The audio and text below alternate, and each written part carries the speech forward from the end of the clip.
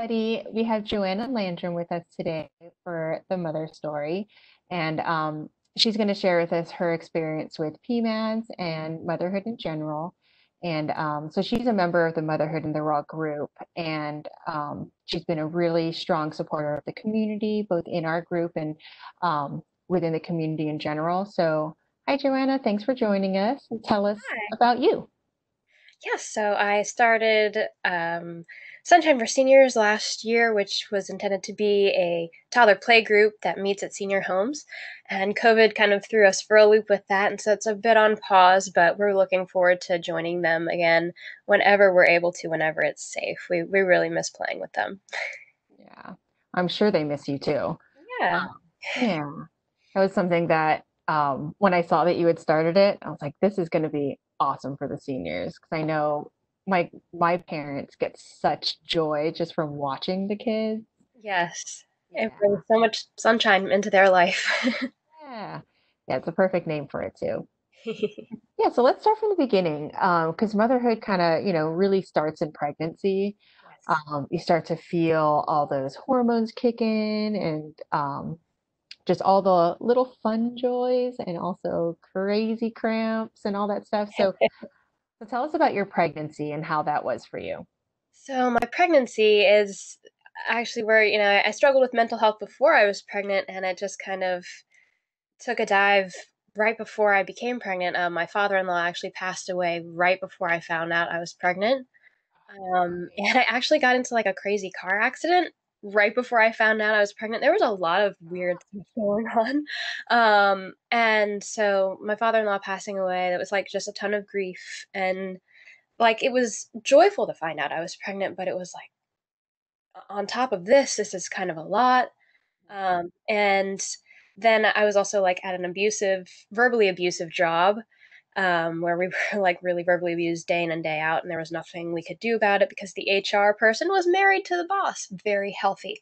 So I was trying to get out of there as soon as I could, and I ended up getting a new job when I was like 4 months pregnant, I think. But that new job, there was no one to train me, and so I was making everything up as I went. Um, yeah, so I A lot really, of things stacked on each other. yeah, I didn't have time to even like process the fact that I was pregnant. Mhm. It was like I was, but I couldn't dedicate time to educating myself on pregnancy and what you're supposed to do with a newborn. I just didn't have the capacity for it because I was grieving and I was making up my job as I went, essentially. Just because I didn't have anyone to teach me the new ropes that I was learning. Mhm. Um, and so I had a lot of physical issues too with my pregnancy. I had PGP, pelvic girdle pain, which is when you have too much relaxin, the hormone relaxin in your system. And so it was kind of disturbing, but when I would roll over in bed, you could like hear my pelvic bones clacking around. It was like a nightmare. I've never heard about that It was before. awful, and like walking was so difficult, and getting in and out of a car, I have to like keep my legs together and pivot in. Oh yeah, because otherwise it was just like a knife in my pelvis. Now, did that start from the beginning or like I was about probably 5 or 6 months pregnant, I would say. And but then it was for the rest of the pregnancy, and that condition actually like that makes some women bedridden, and some women in like very extreme cases leaves them unable to walk the rest of their life. So that gosh. was no pressure of like, oh, I could come out this completely different person. Wow. Yeah, so it made me like really empathize with, the plight of like, wow, I had no idea this existed, and like some women's lives are altered completely in pregnancy. And I had just never really thought of that aspect before. Um, and then when I was 8 months pregnant, my husband was in construction, and he fell off a roof while I was 8 months pregnant. And so thankfully he was fine, but we have a lot of funny stories about me 8 months pregnant rolling him around a hospital. We took our hospital tour with me pushing him around a wheelchair. It was more like we got a lot of good stories out of it rather than it being like too terrible. Well, that's good. Yeah. And then when it was time for labor and delivery, it was honestly, like, amazing, and I know no one says that, but, like, I would take labor and delivery 5 more times over being pregnant again because my pregnancy was just so intense and painful, and it was just, like, relief to finally have this baby, and my labor was also I, like, skipped early labor entirely and went straight into active labor, and it was very fast, like, from the beginning of that to the end was 7 hours. So That's awesome. yeah, it was amazing. I had taken, like, a bunch of different supplements to, like, make sure that would happen. I was doing different exercises to, like, make everything very fast.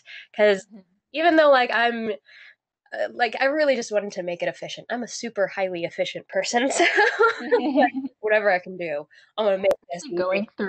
Especially going through all the pain that you had in pregnancy. I'm Yes, I was sure like, like, we're gonna do this and make it fun." yeah, one day of So pain versus many days of pain. yeah, exactly. So I was done, and I was very thankful. I had the midwives at VCU had an amazing experience there. Was in the birthing tub as much as I could possibly be legally, but here in the state of Virginia, you cannot birth in the tub. You got to get out. So Oh, my yeah. midwife was just like, "No, you have to get out." Like, "Oh, don't make me," but no. It ended up being great and it was wonderful. And of course, seeing your baby for the first time is just absolutely wild. We didn't find out our baby's gender. Wait, well, no, actually, my husband knew the baby's gender. He's military and he kept it secret the whole time. So he knew and I didn't. I Oh, wanted to keep it a interesting. surprise because I wanted that to be what got me through pregnancy, what got me through labor was like that surprise at the end of like not knowing and getting this totally meeting this new person. I have no idea who they are. I'm not assuming anything about who Mhm. they are. And that was just amazing. Like they just put him up to me and I was like, I knew you were a boy. And I guess it was like that mother, like I did know, somehow I knew he was a boy, even though I didn't know at all. And Mhm. it's just like, there you are. And it was so amazing. But how old is he now? He's 2.5. He'll be 3 in September, and I just can't believe that. Fast. It goes very fast. Fast, yeah. Everyone says it, but until you're experiencing how fast it goes, it's like, Yeah, no, it's unbelievable. Even just like looking back at pictures, or just even hearing how he talked a year ago is so different than how he talks now. He talks like a miniature human now. I mean, that's what he is, but like he's just a miniature adult and he's just talking full sentences all the time. It's crazy. Whereas last year he's just like a couple of words here and there. It's just mind blowing. so how did things go after birth? So since I didn't really have the time or capacity to educate myself, I remember vividly that very first night. He was in that little clear crib next to my bed, and I literally stayed awake all night and stared at him. And it was almost like I had been in denial for my pregnancy. It was like I could feel that this was real. I knew it was happening, but I hadn't processed it until he was there. It was like, well, now what do I do? I don't know how to take care of this tiny human at all whatsoever. Mhm. And thank God for VCU nurses and midwives and lactation support and like all of these experts who come alongside you. I mean, my lactation nurse was not afraid to just grab my boob and show me how it was done. I was like, all right, I guess we're doing this. So I was like, okay, all right, okay. And thankfully, the breastfeeding journey wasn't as terrible as I've heard many have experienced. We were able, it was a bit of a rocky start, but after a few days, we got the hang of it. Good. Good. At one point, I did like, my son was just very colicky, and I realized that you're not supposed to like put their head lower than their belly because it makes a lot of gas. And I felt so Ah, guilty afterwards. I was like, oh my gosh, I've messed my baby up. And of course, I didn't. I just needed to adjust, and he would yeah. be I mean, fine. it's It would work itself hard out. in the moment. Yeah.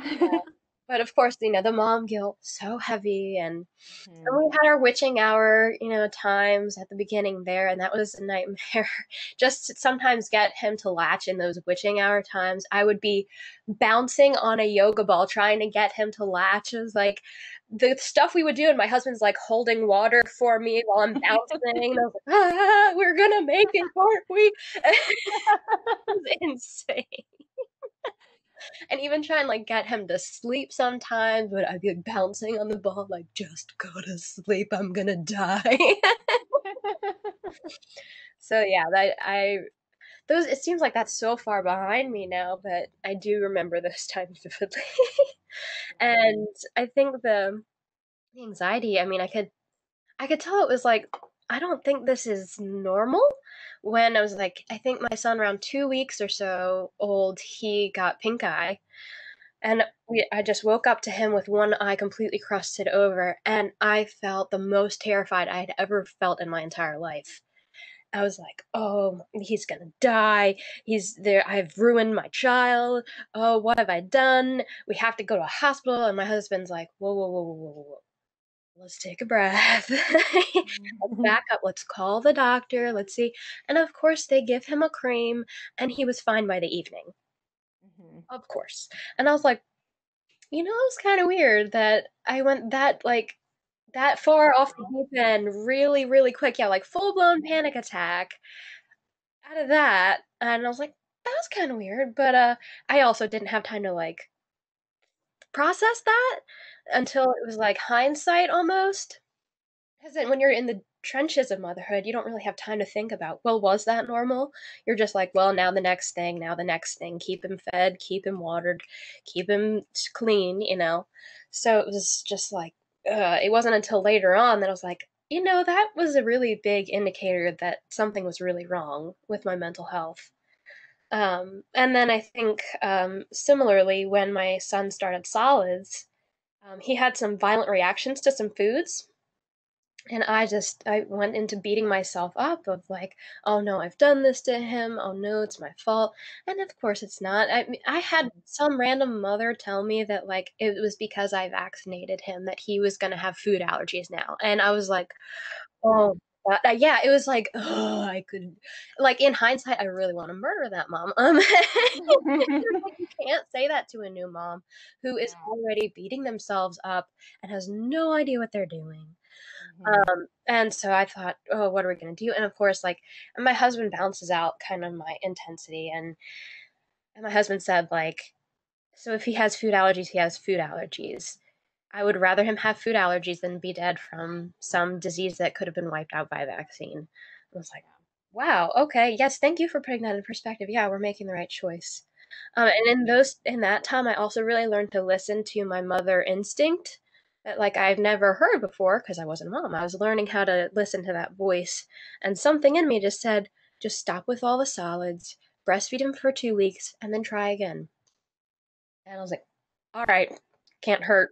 I know he does well with breast milk. Um, and sure enough, he was fine. He doesn't have any food allergies. He's completely fine.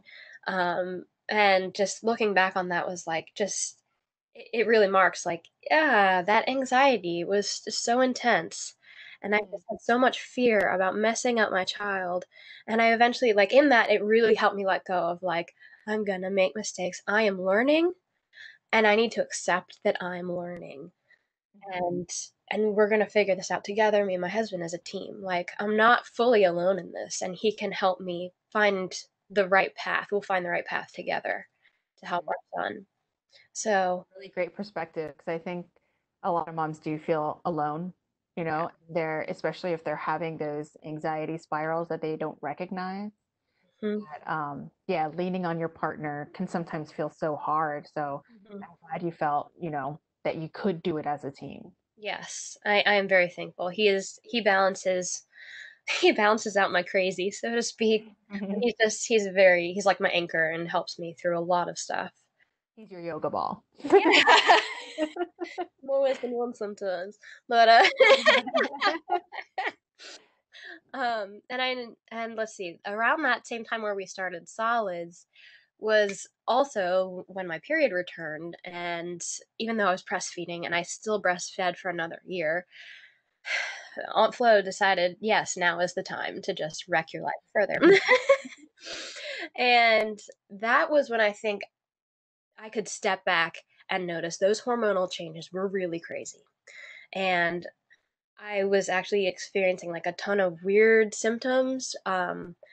Like I think 2 months after my period returned, I actually almost blacked out while I was driving with my son in the back. Whoa. Yeah. And then I passed out the next month around the same time emptying the dishwasher, like straight up passed out emptying the dishwasher. Thankfully, my son was asleep napping. Mhm. Um, but I ended up talking with an allergist slash hormonal specialist who actually informed me that your body can be allergic to your own hormones, which I was completely unaware of. And my body was having a massive, allergic response to ovulation because this happened at the same time every month. Uh-huh. And it was like at the peak of ovulation, and I would just like be knocked out. Um, yeah, it was wild. So I worked with her to really get my body back into balance and into wholeness, and I'm like seriously forever indebted to her. Yeah. She changed my life in that respect because otherwise I would have still been passing out every month, not knowing what was happening. And so that was so huge. And getting rid of other allergies that I wasn't aware of, and like she also connected like healing internal trauma like from childhood. It connects with the body. She's very full body, mind, and spirit holistic approach. She's fantastic. And That's a great relief for you with all the anxiety yes, that was happening. Yeah. she was my light in the darkness, and she became like almost like a mother figure to me when I needed it the most. Um, Yeah. and, I mean, granted, I was paying her, but we developed a relationship because of that, and I'm just forever grateful to her for that because I seriously, I might have been dead if I hadn't have addressed that because I know Mhm. regular doctors would have had no idea what was going on. So that's not to blame regular doctors, but Mhm. it didn't seem like the right fit. And I had been to endocrinologists, I'd been to all over the place. I had been to many doctors through my life, and this finally seems like the right answer, and it was. And she helped Yeah. me so much. That's great. Yeah, I feel like a lot of the medical community, it's not their fault, but I think they're underinformed as well, and they're given such a little time to see their patients that, like, it's unfortunate that they can't be more help sometimes, but, it's great that those specialists are around and they, do a ton of research on this stuff and are Mhm. able to help where doctors are not able to. Yes, yes, I'm super grateful for that. Mhm. And then another part of my postpartum journey was I ended up developing diastasis recti, which I'm not sure if you're I familiar have with. that. Yep, I have You that. do? Okay. Mhm. So I have a pretty severe case and needed a lot of physical therapy. I ended up doing, I think, 2 years of physical therapy to be like at the place where I'm at now, but it's still like only resolved with surgery. And that surgery can't happen until I'm done having kids, because otherwise, if it's fixed up, and then it'll just all come apart. Mhm. Um, so that my body image wasn't great before pregnancy, and that just kind of made it worse and just harder to see myself as beautiful, and made me also want to like slap my younger self of like, how could you have body image issues? Your body was slamming, girl. Has been another hurdle, like mentally, and Mhm. all the stuff that comes with that of like, re- resuming intimacy at the right time after you're, healing from pregnancy. I also tore in delivery, so that was another healing journey. Um, And and expecting to bounce back also. puke. I never Exactly. bounce back. I've got this permanent thing here until Mhm. we deal with that. The perma muffin top. Right? Yeah, we rock My it. new friend.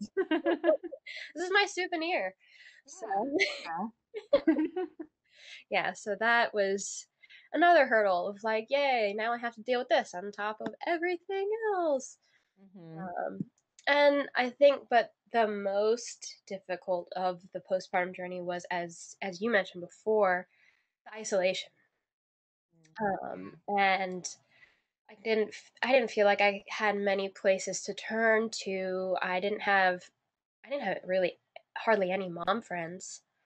And like my mom is supportive, but she had a different motherhood journey than I did. And so she can only help with so much. She can help from her perspective what possibly worked for her. My sister and I were different babies than my son was. Mhm. And, not everything works. And so my family supported me as best I could, but you need peers to know and to understand like the millennial mom plight on top of the regular mom plight and what you're facing in these times specifically rather than just in motherhood in general. And I think that's where I felt the most alone. Trying to relate to other moms was just really difficult. I mean, I'm not one to like be super great at making friends to begin with. And so like making mom friends was just ugh.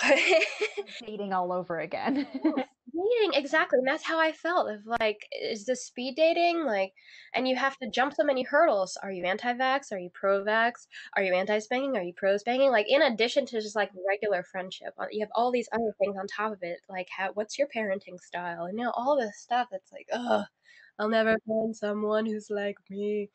So There's like a Tinder for moms. I I You have used that. like There is that app, and I used it, and that's how desperate I was, and it's just like not that I've used Tinder, but from my friends who have used Tinder, it's just like it. Like, you talk to somebody and then nothing, and, like, Mhm. it's even more frustrating, I feel like, because you're trying, you're at your your wit's end. You're using an app to make friends, Dating moms, I and know. it's like, "Nope, this isn't gonna work either." Um, and so I even went to some mom groups. Actually, a male friend paid for me to go to a mom group because he was like, "I know this has helped my wife so much, and I couldn't afford it at the time." He's like, "Oh, well, if I know how much this has helped my wife, so I'm gonna pay for you to go." And I was like, "Okay." I mean, it was really kind, and he was doing out of the goodness of his heart because he knew how much it helped. And like his wife went to a different group that was on South Side, and I was over here on my side of the river, and is there's all these different mom groups that I tried, and it was either too religious or too pretentious or too competitive feeling like middle Mhm. school or high school. And I'm like, I don't have the time for this. I don't have the energy for this. I don't do small talk. I'd rather just dive into the real life problems that we're struggling with right now. Yeah. And I just never found that until a few months ago, where I found out about you guys, Motherhood in the Raw, and it was like, oh God, finally, I found people who keep it real, who are going to talk about what they're struggling with, and maybe I can make friends who aren't going to be weird and pretentious about mental health or things that we're actually dealing with. And then COVID hit, and I was We like, are weird, but we're yeah, all weird, but right. But then COVID hit, and I was like, "I'll never make friends." But It's hard. That isolation is kind of triggering in a way. yeah, yeah.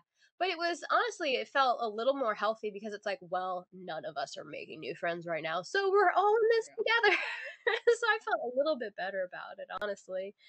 So, that made it a little bit mm, easier to deal with mentally. Um, Mhm. and COVID has felt like it's the best of times and the worst of times, which is, that's what motherhood is too. COVID for me has been it's been that isolation. Like it life hasn't changed much for me, honestly. I would go to work 2 days a week, and that was pretty much as I got out, unless we did a play date or we went to the park or went to a class and did something fun. Mhm.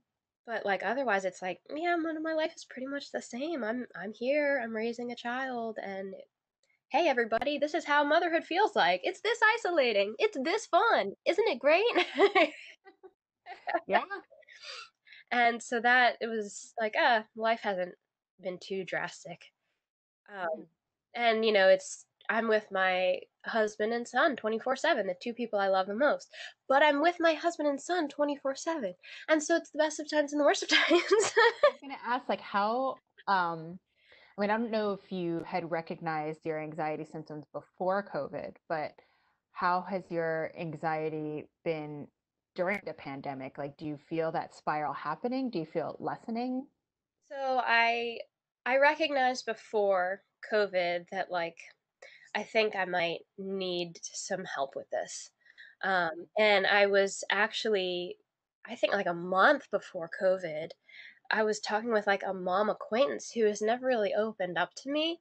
But then out of nowhere, she just kind of spilled about her struggle with postpartum depression and anxiety and how this, like in a span of a couple weeks, she decided to get on medication no matter what her family or friends thought because she needed to do something.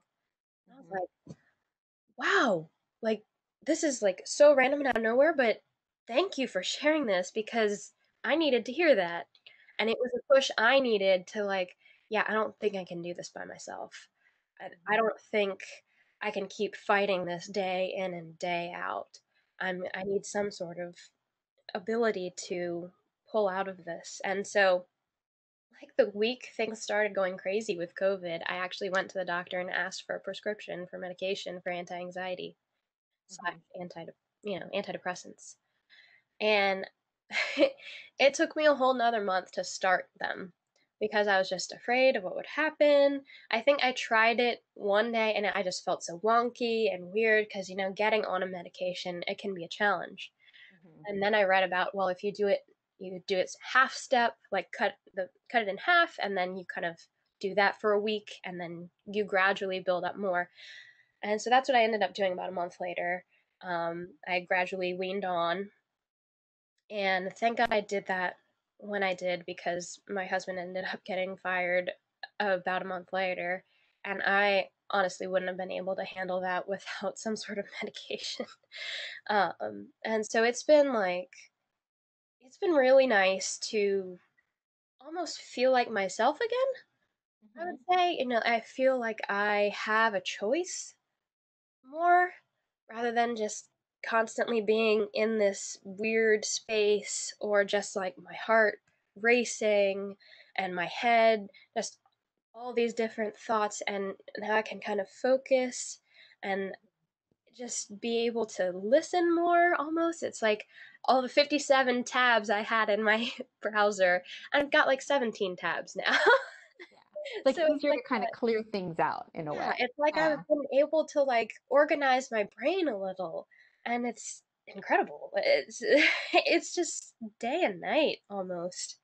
Yeah. Um, so that's been really nice. And even just like before medication, if my son would cry, I would just feel like the adrenaline in my chest and the fight or flight response, and like I must address this need right now, Mhm. and just that rush, rush, rush, rush, rush, rush, rush.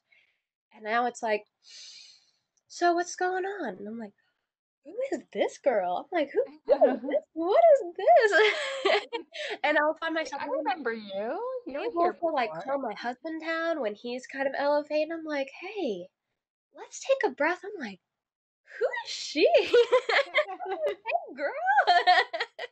It's great though. I mean, it Yeah. seems like, I think it was a good time that you got on the medication too, because I know I was always thinking about that too. I got on medication in January, and I don't think I would have dealt with COVID and this isolation and sitting with myself and all my thoughts if I wasn't on Seriously, medication. I would have It's been losing it. And Mhm, and I think there was some things I needed to learn by myself before going on medication. Like mhm. before COVID hit, I had been keeping an eye on COVID around the globe.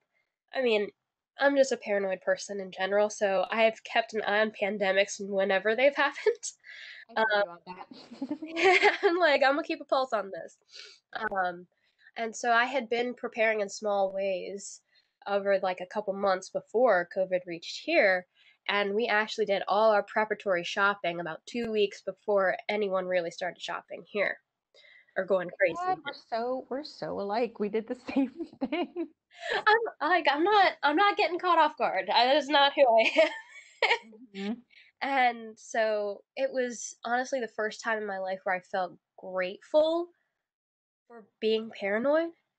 And that was like that had never happened before. It was like this always works against me. It always kicks me in my butt. And this time, it helped me make the right decisions at the right time for my family.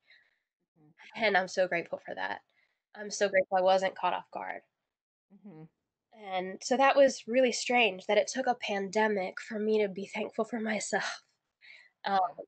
and so that was before I went on medication. And then since being on medication, I've had a lot of, new thoughts of like, wow, I should be more grateful for how I am in this regard and that, and just seeing myself in a new light that I have never really looked at before. And I've also been doing therapy since COVID started. I was seeing a therapist virtually Mhm. just like this. But Mhm. that's been really great and kind of making some progress there and having a few breakthroughs. That's just been really encouraging and kind of learning to love myself in this time has been really huge.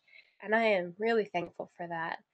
Even with, protests happening, I've always been a very passionate person and I always felt out of place, if you Mhm. will, because I had all this passion and all this drive and I wanted to see change occur, but it felt like I was born in the wrong time period. Mhm. And now with all this happening, it's like, "Oh, I think I am supposed to be in this time period. I think Mhm. I think I'm supposed to be here right now." And that was like the second time I was grateful for myself and how I am. And it only took a pandemic and a global uprising for me to be thankful for myself. So that's me in a nutshell. Uh, And I think that happens to I hope, in a way that that happens to a lot of people because I mean, I've had to sit with all of these negative thoughts that I've had about myself for the past 5 years of being a mom, Mhm. and it has been really healing to do that. Um, To be and able to sit with it rather than keep pushing it away because you don't have yeah. time. Mhm. That's been Oh, huge for me too, and that's yeah. what my one of when my therapist, when we first started meeting, she was saying this time is really a forced prolonged meditation that forces you to sit with yourself. I Mhm. was like, ain't that the truth? That's where Yeah. I'm at, and really exploring all these deep dark places that I didn't want to go to, but here we are and we're trudging through it and we're healing in it, and that's Mhm. been really great. And another realization I that was really encouraging to me is when I asked the doctor for medication. He said something that just like lifted all this weight off of my shoulders, and he said that people with asthma didn't ask to have asthma, and people with anxiety didn't ask to have anxiety. Neither person did anything to warrant having either condition, yet we treat one of those groups as if they did something to deserve the health issue that they have. And that was just like, oh my, Amazing. yeah, and it was just like framing it that way was like, I don't have anything to feel guilty about. I'd always thought somehow I could will myself out of anxiety. Somehow I could just change my brain magically and stop thinking all these thoughts. But that wasn't necessarily true. Mhm. And I didn't ask for this anxiety. I just like someone didn't ask for asthma. And that was just like, wow. That's such a great way to frame it too, because I Yeah. think a lot of people in that anxiety spiral do blame themselves, especially if you're a mom, because Yes. mom Especially guilt as on a top of like mental health guilt, Mhm. I think Yeah, is like on top very of real. hormones going crazy and you have no idea what's going on to you. But I mean, it still even took me such a long time to realize that and then finally own up to I can't do this alone. I need some sort of assistance. And it really took like that mom acquaintance just opening up about her experience of like, no, I can't do this. And I've seen commercials, I've heard interviews and blah blah blah, but having someone there in your Mhm. face telling you about their struggle completely blew it open for me. Of like, well, Yeah. if she can do it, I can do it. Yeah, and I think isolation is usually seen as like you have nobody around you, but sometimes even if you have an entire mom group around you or Mhm. an entire everybody at Target around you, like that isolating feeling of nobody understands what I'm going through or probably Exactly. doesn't, or I shouldn't talk about this because Mhm. they're going to think badly of me. Like that's extremely isolating. Yes, exactly. Yeah. Yeah. So I'm glad your friend did speak up and tell you Me about too. that. I'm, like, forever indebted to her feeling the need to be vulnerable in that moment, and it just, blew it wide open for me. I even told her when I got on medication, like, "Thank you for saying what you did because I wouldn't have taken this step without you sharing that." Yeah. And she said that several other people said the same thing to her. Hmm. Like they had thought about it in the back of their head, but someone sharing with them in real life was the push they needed. And I think we need to be more open about our struggles. I mean, that's who I am as a person. I'm very like heart on my sleeve. I don't I don't mince words. Hmm. And so, I think having other people feel that boldness to share their struggles would I think that's what we need. I think that might be what comes out of COVID a bit. Us So, knowing the importance of sharing our struggles, and mhm. that's how we get through isolation is Yeah, is sharing what we've learned about ourselves, about the world, about all these different things, and mental health. I yeah. really hope it makes things better, for all people and for the future of our children. That we can break these habits in us and these processes, and they can grow up to be stronger little humans Mhm. who are more resilient because Yeah, we took care of our stuff. exactly. I think that that's something that that I'm hoping, for our for the next generation. 'Cause I think our parents' generation didn't talk about this stuff Hmm. more than we're not talking about this stuff. So, Right. that kind of got passed down. And I guess like to break that cycle of not talking about mental health Hmm. issues is to take care of yourself, know all about, know as much as you can about mental health issues, postpartum, perinatal. Um, and that way, like if your kids end up having even just generalized anxiety, Hmm. you have a step up to like Right. say, hey, I know what this is kind of about, and Hmm. I know some steps we can do. Let's talk about this. Um, Right. yeah. Just being able to break that stigma and break even that generational difference, to just have that door open instead of always shut, and nope, we've hide that away. No, I think that's something I love about our generation is we're like, nope, it's not worth leaving the door shut. We've got too much pain that comes from leaving that door shut. Yeah, I think it's so interesting how I think a lot of the moms that I've talked to that have gone through PMADS didn't know about a lot of that stuff until they were in it, which is so, you know, harmful in a way because, Right. you know, if you don't know until you're in it, you probably won't recognize it Mhm. and it'll last longer and it's treatable. It's it's Right. there is a treatable option for it and it's not always medication. It's Mhm. going to groups or doing yoga and becoming more connected with yourself. Mhm. There's a lot of different ways to treat it, but I find a lot of moms don't recognize it until time has passed. Like Right. a lot of Yeah. time has passed. Yeah, I mean, I knew what to look for as far as postpartum depression because my mom had it with my sister, and I was old enough to see the difference in her of Mhm. before, during, and after. I could Yeah. see that palpable change in my mom. I mean, we were all sharing a room at one point because we were in between houses and we're staying with my grandparents. And I just remember laying at the foot of my mom's bed and her crying. And it was just so heartbreaking to me that I couldn't do anything about it. But that wasn't postpartum anxiety, which is why I think I struggled to recognize it.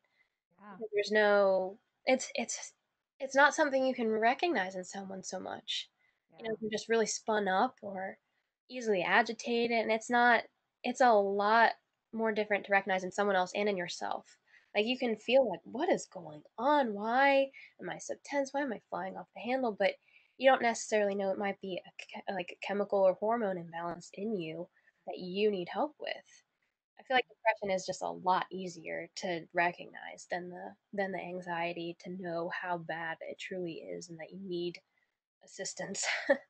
Yeah, there's definitely more visible physical signs that maybe a partner can recognize with Mhm. postpartum depression. I mean, it's still a lot of internal struggle, but I think with anxiety, it's majority internal struggle. Yeah. Like so it is hard to recognize because I feel like with me, I feel like I was doing something wrong. And I've always heard about mom guilt. I was like, oh, that's probably what it is. That's probably why I'm Mhm. so angry all Yeah. the We time. just But write it off. yeah, We force yeah. to write it off. It's hard. Yeah, I think postpartum anxiety, I don't even think I heard about that Me until either. my child was one, Yeah, and exactly. Yeah, probably same for me. When he sometime after he turned 1 years old, was probably when I heard about it. I'm like, oh, maybe that's what's wrong with me, huh? yeah. And I never heard about it with my first, actually. And in hindsight, I'm like, whoa, I had it bad with Yeah. him. And it just, doubled with my second. So I'm glad, with my second, I finally got help. But yeah, that's one of those things that no one really talks about that. And hopefully talking about it now, like with our group and with other activists that are, advocating for this, to be wide open, the conversation happens more, and our kids will have this knowledge before they get pregnant, before, they have children, and that's like powerful. Yes. Let's hope it changes for the future. That's what I hope too. Yeah. Well, in closing, thank you again for your time. I know being vulnerable it can feel like you're just naked for the world, but that helps a lot of moms. And I think, like your friend, I think your story will also help moms feel not alone. So thank Yes. you for sharing. That's why I'm here, is I would rather someone hear my story and be able to relate to it and think they can get help than someone feel even more isolated, especially in this time. Yeah, for sure. Oh, tell us where we can find, I know it's not happening now, but tell us where we can find Sunshine for Seniors and the info, for when it comes back. Yeah, we're on Facebook and Instagram. Um, Sunshine for Seniors. I think it's sunshine dot for dot seniors, or it's just Sunshine for Seniors. I have. I'll be real. I haven't done much social media activity on there in a bit because we haven't needed to. COVID. Oh, thank you, COVID. Yes, but that is where it happens. So you can just search for that and see when we'll be back in action. Cool. Well, thank you. And look forward to seeing you at future motherhood groups, Yes, when it happens. yes, I'm me too. I hopeful can't it'll wait. happen again. Woo. Yes. All right. Well, you have a good rest of your day. You We'll too. talk soon. All right. Bye. Bye. If you want to share your story with us, send us an email at motherhooditr@gmail.com or send us a message on our Facebook page, Motherhood in the Raw RVA. We look forward to hearing more stories from you. Thanks for listening.